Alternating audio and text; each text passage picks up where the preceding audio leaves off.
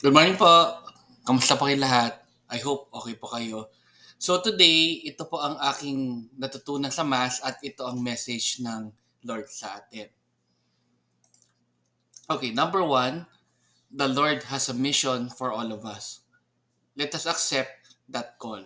So, pag-isipin po natin, lahat po tayo binibigyan ng mission ng Diyos kung ano pa yung gusto niyang pagawa sa atin sa mga buhay po natin. So, kailangan po, i-accept lang po natin yung mission na yon. Like ako, ang tingin ko mission ngayon ko sa buhay ko ngayon is i-share sa inyo kung ano man yung mga natututunan ko sa misa araw-araw, pati rin po kung anong message ni God sa atin sa pang-araw-araw through Mass.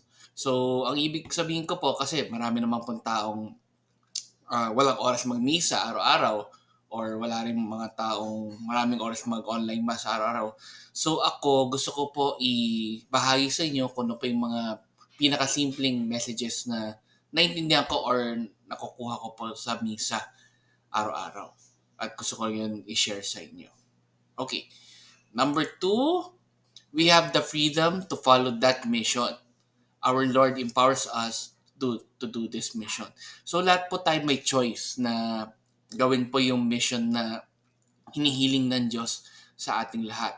So kapag sinunod po natin yon, ini-empower tayo ng Diyos na gawin yung mission po na yun na ginaguide niya sa atin or ang gusto niya para sa atin. Okay. Lastly, God will sustain us and help us complete our mission. So, wag po tayo mag-alala kasi ang Diyos ay, I'm sure, gusto niya tayong lahat na makompleto po yung mission na gusto niya pagawa sa atin. Saka, siya rin po yung gagawa ng paraan or siya rin yung magpro-provide sa atin kung paano natin magagawa yung mission na yun.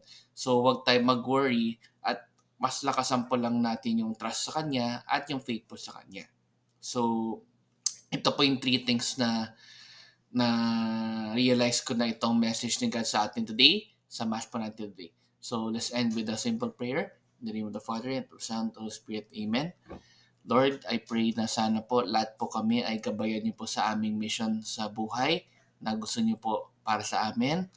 I pray, Lord, for Thanksgiving sa lahat po ng mga things na ginaguide niyo po sa amin. And hopefully, Lord, ay kung ano man yung mission na meant to be para sa amin, tulungan niyo po kami na ma-accomplish po yon with your guidance, protection, and strength. Amen. In the Father, Son, and Spirit. Amen. So, good morning po ulit sa inyo. At as usual, after this, let's say our Thanksgiving prayer and have a nice day po at ingat po kayo lahat. Thank you. Daily Thank You Prayer. Lord, thank you very much for all the blessings that you are giving us every day. Thank you for our food, safety, security, guidance, and all your blessings. Please avoid us getting sick from all illnesses and forgive us for all our sins. Lord, I pray that all our hopes and dreams will come true in your own time. Again, Lord, thank you for all the blessings that you have given us. Amen.